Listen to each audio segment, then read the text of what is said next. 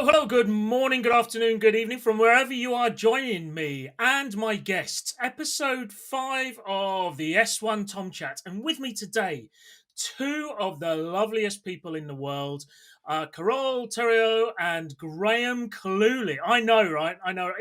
Well, I'm reading the show notes that you actually typed in, Carole, so I feel what can I say? Oh no, I agree that I'm lovely. I agree that I'm lovely. Yeah. Yeah, you got it half Now, right. you may know Graham and Carole from the Smashing Security podcast, the Yay. wildly successful podcast success story, which has just gone from strength to strength, modeled off another podcast, I understand, which was episode 1 of the Host Unknown podcast back from 2015. I've never We heard have of that it. in black and white on our website to prove it. But yes, it's so lovely to have you here, both of you. Thank you for coming. Delighted to be here. Yeah, thank you very much. Fun. I Lovely wish to we be could here. do this in person. So a little bit of background.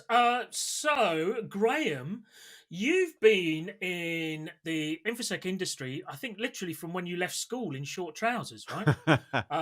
You were right there at the forefront.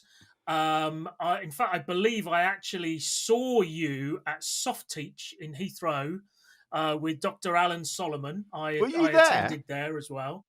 Were you I've there got when we did copies in our my loft. Yeah. I got copies in my loft of the original Doc Solly's hardback book, with the ring binder, which pages of each virus that went in there. I've still got that. But yes, you joined Dr. Alan Solomon and the antivirus right from the very early days, right? Pretty early on, yeah. So I started work. I think I went for my interview at Dr. Solomon's in late 1991 and began in January 92. Yeah, writing the very first version of Dr. Solomon's antivirus toolkit for Windows. And after a while, they stopped. They didn't require me just to program, but I would go and do events like that. There was a fantastic event we did at that hotel, actually, I think, which was all based around a virus writer called the Black Baron, a British virus writer, real name Christopher Parle, who'd written the Smeg viruses. So we did this Red Dwarf themed thing. There was another time when we did something which was all based around Monty Python and the Holy Grail. So there's sort of theatrical performance as well as programming going on. Yeah. Excellent. I remember those days well, with floppy disks and everything. Now, Carole, you've been 20 years in the industry. You're obviously much, much younger and better looking than Graham. Yes. You're the founder of Tick Tock Social, a comms consultancy for the tech world. Mhm. But you met Graham at Sophos, is that correct? Yes, I did. I was there before him, I think, by a year or 2 or 3, but I didn't know him at all. And he swaggered in there like the big kingpin info security guy he thought he was. And my immediate reaction was not positive. And I don't think his was positive. Hasn't changed. Yeah, exactly. So we didn't talk for a while. But then we suddenly, I remember how we became friends. I remember. Oh, really?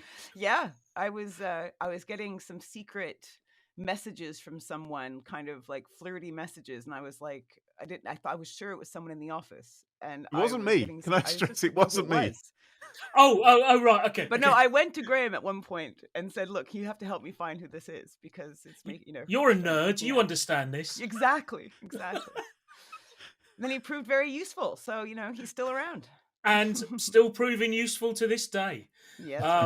I think I said to you the other day on the phone, Carole, that actually being on the Smashing Security podcast, links in the show notes, folks, but being on the Smashing Security podcast on the recording side versus listening to it is a very different experience. So, when you're listening to it, it's very friendly, it's very slick, etc.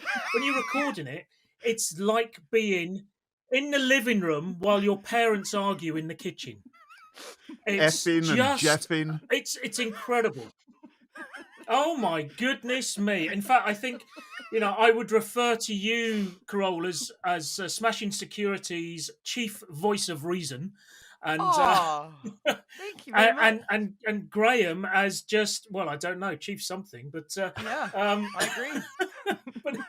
But it's fascinating. But it's a dynamic that obviously works because the show is on its 228th, 9th episode, 22nd, yeah. 22nd, 222. 222. There you go, 222nd episode, which is roughly what, 4.5 years, something like that. We started just before Mhm. Christmas and 2016, I think. Yeah. right. Yeah, Oh my God, yeah. it's gonna When be you our were looking 5 for years this a year. cash cow to get to supplement your income, right? Well, I've been bugging Graham to do a podcast for a long time, actually. Yeah. After we left Sophos, I think I was every day I was like, should we do a podcast? We should do a podcast. We should do a podcast. And then he finally acquiesced. And it's, Yeah. had we started a year earlier, who knows where we would We have did been do now. a podcast at Sophos, or episode you did a podcast 277. at Sophos for a while, though, didn't you? You were doing one there. I did. That was a long, long time ago. Yeah. An award-winning podcast, I believe, wasn't it? Was it? I don't know if it won awards, Was it not? but Well, it was an like early podcast. This was in 2010. right. Yeah. Even younger, maybe. Was that was the Naked 2005? Security podcast, wasn't it? It was a Sophos podcast. It was Oh. before Naked Security, actually. And I would interview the CTO and the CSO and the head of IT about stuff. But I was really green. And so I would ask a question that I'd written down, and then they would give me an answer, and I would go, interesting. And then I'd ask the next question. It's quite fun to check Not out unlike this those. podcast. It's quite fun to check out Don't, those early Graham. episodes. I'm not. I can't bear it. I can't bear it. I can't bear it that they're still out there. I can't bear it. I can't. Are you somebody who takes lots of pictures and then can't bear to look at yourself on them? I don't take pictures, and I don't look myself very often. Yeah.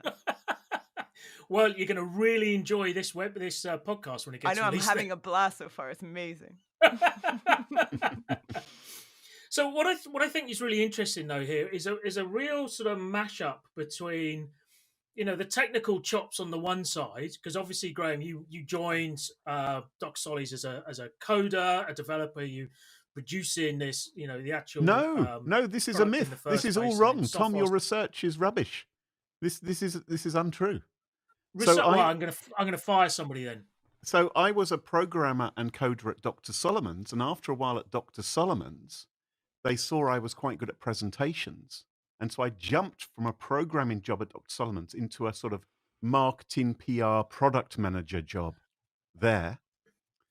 So I was getting myself in the press, commenting on whatever was going on in the world of security. And then when Dr. Solomon's got acquired by McAfee, and I thought, I don't want to work for them, Sophos came along and said, well, could you do what you did for Dr. Solomon's for us? And I said, sure, that sounds like fun. So I've never programmed at Sophos at all. Not really technical at all. It's just all a myth. Okay. So basically, HR at Doc Solomon's said, your coding sucks. You are probably better off doing PowerPoint. Yeah, you should be a talking head. Yeah, that's right. Exactly. No, but you are a very, very good presenter, speaker. And technically, obviously you know honed your that stuff skill. as well. Yeah, there, I said a nice thing. Yeah, there you go. That's your one for the day. That's all a therapist asks for, Carole. But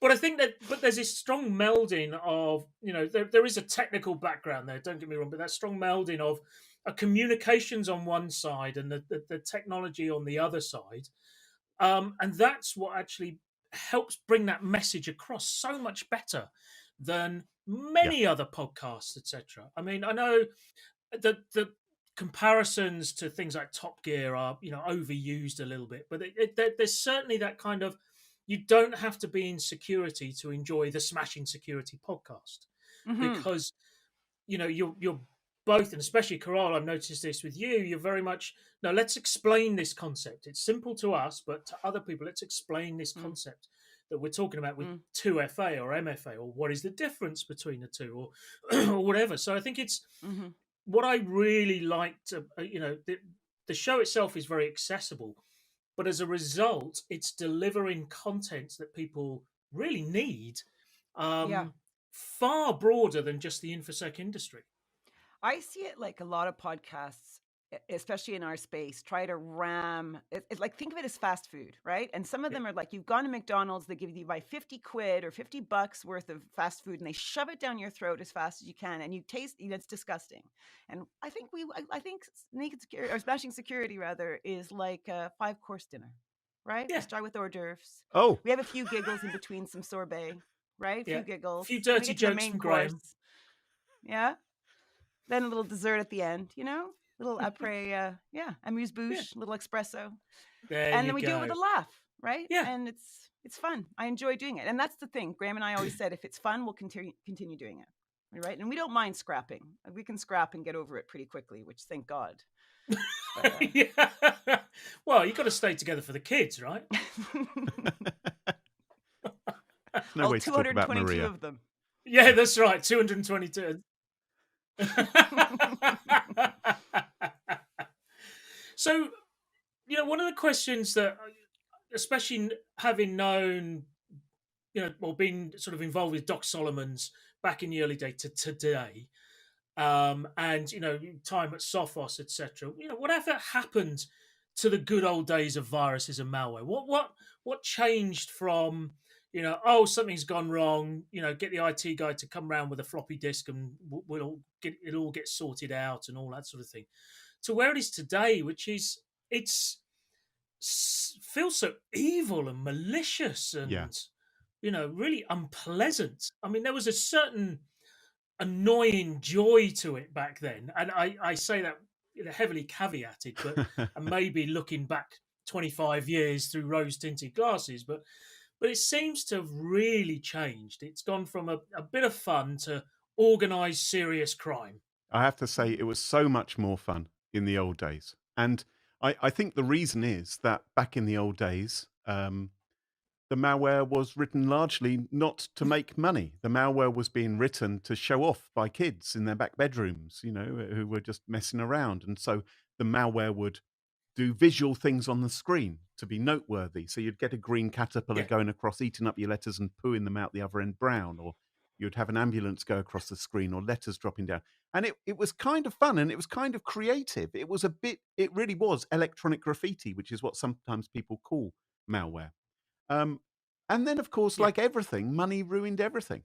Then criminals realized, we could use this to take over people's computers, to set up as bots, to send out spam, or we could use this to steal data, and rather than it being kids. And that's not to say the kids stuff was good and wasn't problematic and shouldn't be something that was stopped, but a lot of the creativity has gone. So now it's money that rules the roost, and the sheer glut of malware, the new malware that's coming out all the time, is enormous. When I started writing antivirus software, there were around about 200 new viruses every single month. Most of our customers received their updates on floppy disk, sent them through the post every 3 months. Yeah. If you're really paranoid, you'd get a monthly Yeah. floppy disk. And now, we're seeing hundreds of thousands, maybe 1 million new pieces of malware and variants every single day. So the scale of the problem is We were still vastly sending increased. out CD-ROMs like in '93 monthly to people at Sophos, for example, with the new identities on it. 2003, So you mean? That's no, in '93 is when no, sorry, you're right. Yeah, 2003 we were still doing it in 2003. The curse of the coronavirus year has completely skewed our concept of time, it seems. Yeah. Maybe it's my age, though. But you know what, guys? I wonder, because we're all a bit longer in the tooth now and have been around the industry a long time. I wonder if for people entering info security now, if they would find it quite exciting to work in. Because I think I would. I mean, with all this ransomware going on and this, cryptocurrency and SIM swapping and Zoom bombing, I mean, it's an exciting field to work in. Yeah. And we need good people. We need good people. And I just think, God, I could have ended up working in retail, or, there could have been so many finance, there's been so many industries that would have been much more. But exciting. That's a really interesting question, because why information security for both of you? Because, could you be doing the same thing as you're doing now, but in an unrelated industry? Like, I don't know, retail. Could you see yourselves doing the smashing retail podcast or whatever? Or was it always security? What was it that made you get into this in the first place? Apart from the fact it was a paying job straight out of university, Graham. Well, I fell into this completely by accident. I used to write computer games when I was at Mm. college, and I used to ask for money at the end of the game. If you liked the game, send me a fiver. And it was actually quite successful. And one day there was a box on my doorstep with a letter from Alan Solomon saying, liked your games, do you fancy a job? And that's how I got into computer security, because his kids and he liked my computer games. So I could have ended up doing absolutely anything. I Wow. was just desperate to work, and I knew how to program, and I was lucky enough to fall into cybersecurity and Yeah. learn on the job. But I don't feel particularly wedded to security. I don't know how you feel, Carole, but I feel like it it might be quite fun to do something which was outside security if it could Oh pay no, the there's tons of bills. And interesting things. yeah, Yeah, but How did I what? think. Sorry, go ahead. I was going to say, what about you, Carole? How did you I end up at landed in as well Sophos? by accident. I went to a very computer savvy university, University of Waterloo in Canada. And at the time when I was there, the rumor was, I don't even know if this was true, but the rumor was this is where Bill Gates was getting most of his developers from, right? Like just hoovering up at the university. So I think it had a reputation. So when I landed in England, that kind of set a precedence. So when I was looking for work, and I'd done one class only in technical writing, right? I'd done like one semester class, but somehow there was this gig at Sophos of like running the technical writing team or something, and they were so impressed that I'd actually gone to a really kicking university with and had done a bit of it, even though it had been like probably 6 months, 4 months or something. Yeah. Yeah. And it was great for me because it allowed me to work. I really wanted to stretch my wings and go to different countries, work in different environments. So I was really keen. So it just welcomed me in, and it was fast paced enough to keep me interested for quite a long time.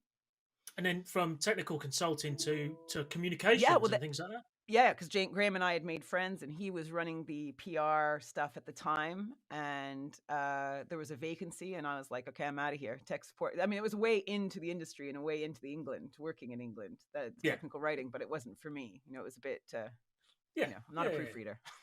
Yeah. Exactly. Yeah. So What about you though, Thom? How did you get in the industry? again, well, slightly by accident. I've always been into IT and technology and all that sort of thing. I mean, my first job out of university was as a DEC VAX VMS operator on a 24-hour shift system. That was fun. We even had the reel-to-reel magnetic tapes for backups and stuff like that. Wow. Massive things. Great systems. It had a lot of good laugh. You look on great those. for 90. I know, right? I know.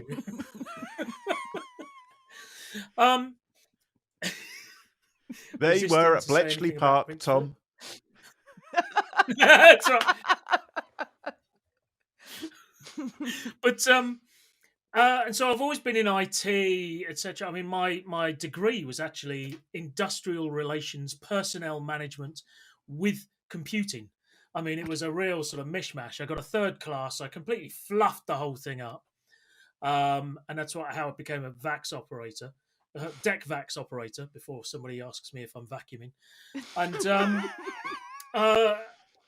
then I moved from one IT job to another, and got through the ranks, got into sort of management, whatever that might mean. And then in one job, I was running international teams, and I said to the COO, "I think we've got a gap here, around business continuity. I think we've got nothing in place."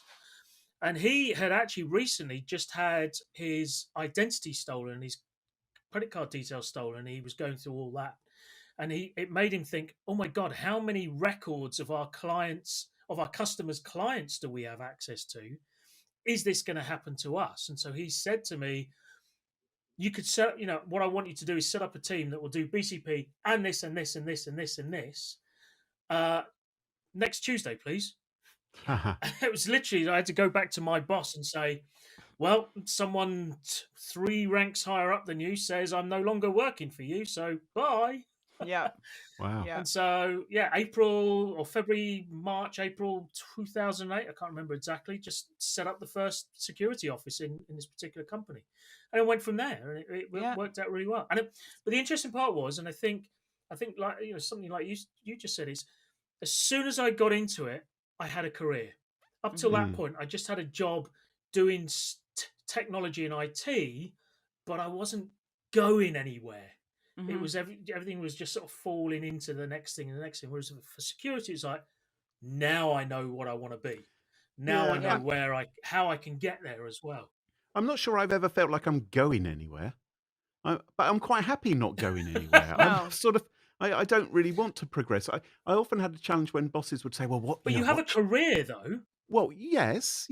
But I mean, when people But said, oh, you know, Graham, how, you where were do you want to Dr. rise? Solomon's darling. You know, Well, you were Dr. Solomon's darling very early on in your career, and he was able to, you know, not everybody has that. I mean, it's a great thing. He saw talent in you and it worked out well, but if that happens to people, you know, Yeah. and it means you've been sorted for 25, 30 years, you know, same presentation. so, same old jokes, same old Oh, nonsense. you've watched it as well, have you?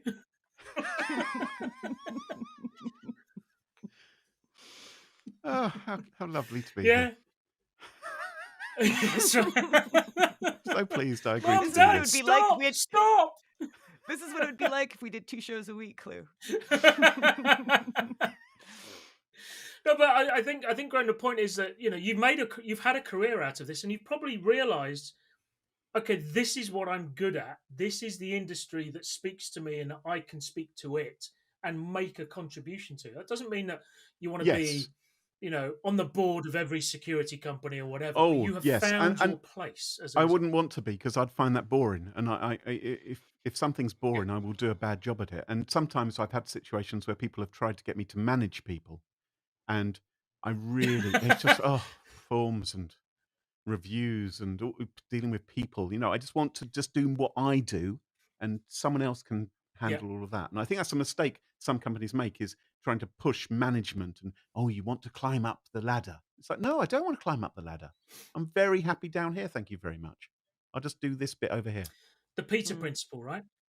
The being Yeah. promoted to your level of incompetence. Yeah. Yep. Hey, you're really good at this. Let's make you more senior. You're Yep. still really good at this. Let's make you more senior. Hey, you're really bad at this. You're fired. Yeah, You know? money and seniority shouldn't always go together like that. I think No, people no, don't have that's to be right. management in order to get their bonuses. You know, it's Yeah. the whole system's a bit crazy.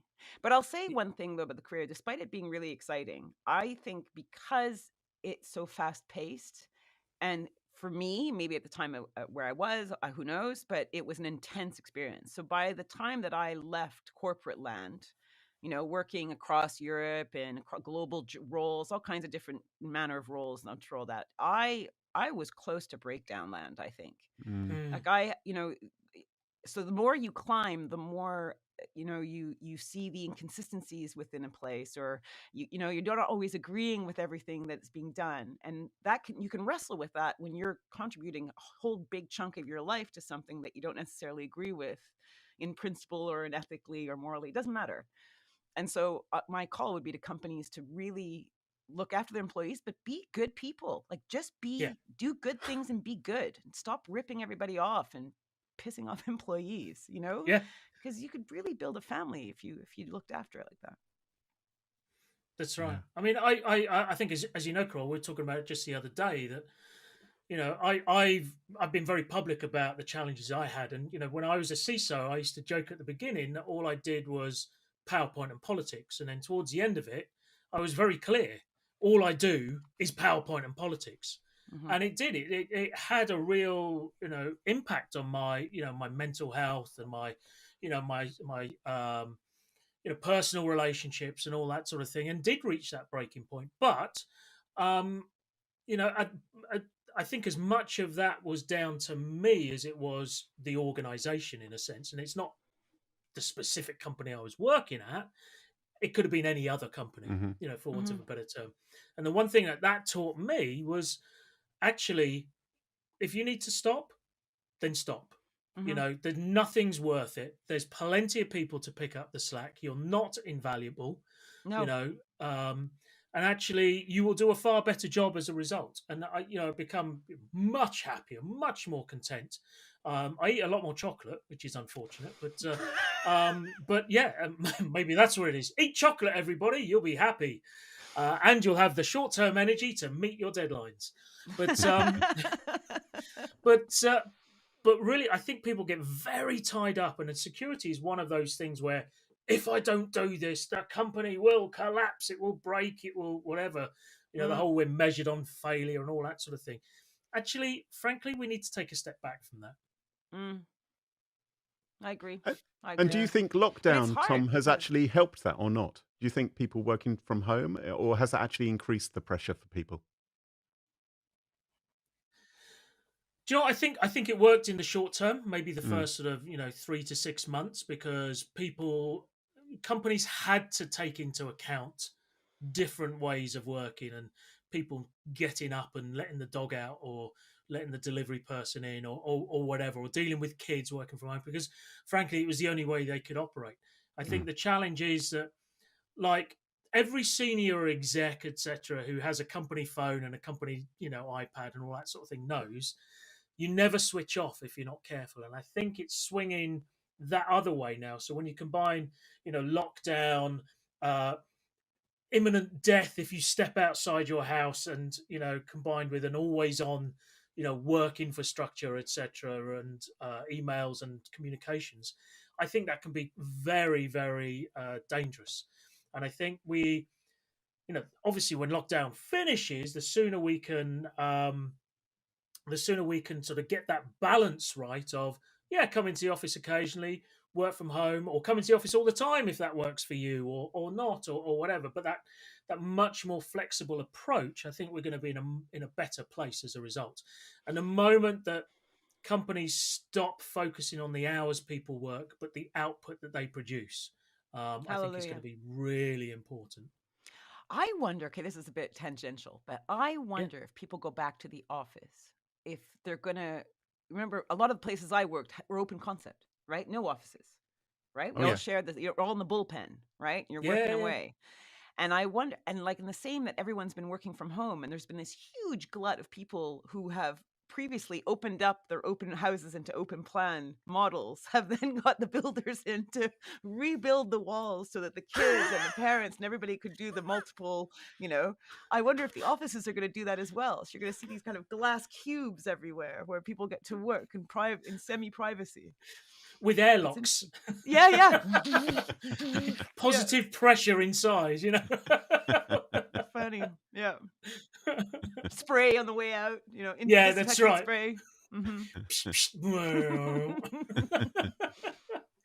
But it's really fascinating, and the security industry has played a massive part in this, because we've gone from the average IT group or security function having been responsible for 1, 5, 10, however many offices, to 100, 1,000, 70,000 offices Mm, Yeah. to all intents and purposes, and mm, and that is a major shift. Not only a cultural shift, but a real technological shift as well. In that, if you haven't got that bandwidth, if you haven't got that capability, and if you don't have the systems in place that will allow people to work like that, you know, mm, every day, not work from home, but work at home, subtle mm-hmm, distinction, right? Then actually the pressure and the tension and the stress that you're applying to those individuals is going to go through the roof. If mm-hmm, they can't deliver something because they can't connect to the VPN or whatever, or they can't get access to a system for a deadline, etc., then bad behaviors or non-optimal behaviors will go through the roof. So it's I think it's going to be a very exciting few years, as we've gone from one thing and probably back to another immediate, and then we'll sort of settle down a little bit more when we find out where we are. I think it's going to, like I said, it's going to be a fascinating time. yeah. I Ah, wonder something that, yeah, here, can I just, I'll throw a little shade on your parade. Yeah, I worry about employers spying on employees more and more because they yes, can't control the hours as they could 5, 10 years ago. I've covered a few stories already about how there's like fairly insidious spy software. I would call it you spyware that is you boss covered that on the approved. podcast. Yeah, exactly. Yeah, Yeah, I remember it. and while there's some universities that are now kind of going, ooh, maybe this isn't good. I wonder how many companies are actually doing that. Yeah. And what a way to build distrust, right? Yeah. between employees and employers in a time when you need that more than anything. But So it's output, also I'm with you. yeah, it also comes down to though the culture of the country as well as the company. So Yes. you know, an old company I worked for, they had plenty of offices in India, for instance, and it was very common for working from home people because they needed 24/7 coverage, blah blah blah, for them to have keyloggers Mm. etc on their laptops, and actually the cameras on what to make sure they were in front of their computers, and that was just like whatever, Well, completely different attitude. some of these call centers out in that neck of the woods, have been criticised in the past because you as a customer are dealing with a company and you don't realise that the Kevin you're speaking to is actually in Rangoon or wherever it may be. And of course, there have been data breaches which have occurred at them. They can be people who aren't paid very much, and so it can be tempting for them to use that information they can access to make themselves some extra dollars. Yeah, And you can understand the firms wanting to crack down on that because they could lose massive contracts if that becomes a big issue inside their organization. but they're cracking down on it in the wrong way. They're Mm. cracking down with more distrust almost. I mean, and this is not a one-dimensional problem. Let's face it. This is a multi-dimensional, multifaceted challenge. But I remember Bit when deep I for was today. sorry, say again. No, I was just saying, did I bring up too deep a topic? Sorry. No, I'm just. I have to say, this has all been quite I remember gloomy. when This has all been quite. There's been a lot of doom and gloom about the future, and it's Should we going to get be back to your career? Should we it's get going back to to be your career, Graham? stressful. Yeah, does he? It's good. Let's just talk about the These Smashing are the Security podcast a bit important more. things. Well, everybody's got a book to sell, right? Nonsense. I would never do that. I would never. Okay, we'll move. Ever. We'll...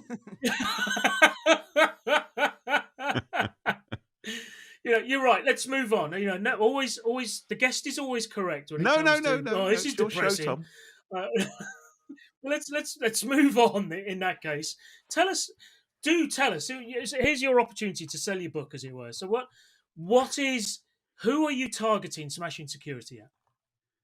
Anybody with ears.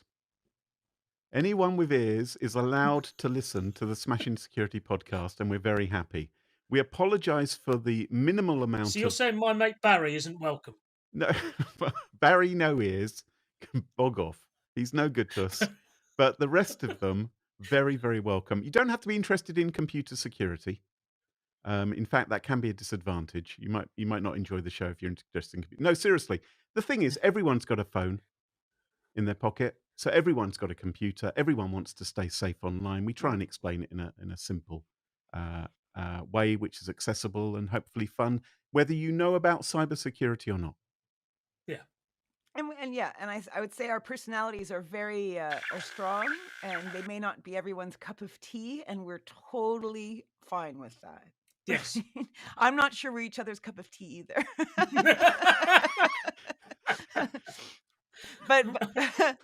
but yeah, we try to make it accessible to everybody. I like the education side, right? I like the idea that I love getting the emails when someone goes, I had no idea, and now I have a password on my phone, and I don't just rely on this, and I don't just join Wi-Fi everywhere I go, and these are things I never thought about.